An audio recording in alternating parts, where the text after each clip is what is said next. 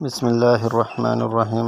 حضرت ابو ہریرہ رضی اللہ عنہ نے حضور اکرم صلی اللہ علیہ وسلم سے نقل کیا ہے کہ میری امت کو رمضان شریف کے بارے میں 5 چیزیں مخصوص طور پر دی گئی ہے، یعنی یہ چیزیں پہلی امتوں کو نہیں دی گئی، جو اس امت کو دی گئی ہے۔ یہ 5 چیزیں جو پہلی امتوں کو نہیں ملی۔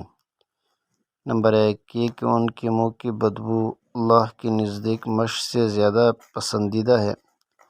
نمبر 2 یہ کہ ان کے لیے دریا کی مچھلیاں تک دعا کرتی ہے اور افطار کے وقت تک کرتی رہتی ہے۔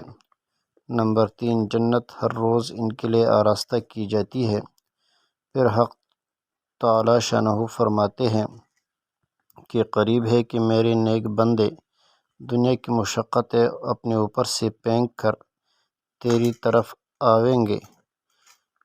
نمبر 4 اس میں شرکش شیاطین قید کر دی جاتے ہیں کہ وہ رمضان میں ان برائیوں کی طرف نہیں پہنچ سکتے جن کی طرف غیر رمضان میں پہنچ سکتے ہیں۔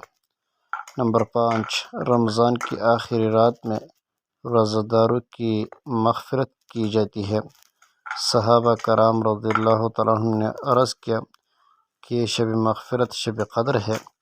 نبی پاک صلی اللہ علیہ وسلم نے فرمایا نہیں، بلکہ دستور یہ ہے کہ مزدور کو کام ختم ہونے کے وقت مزدوری دے دی جاتی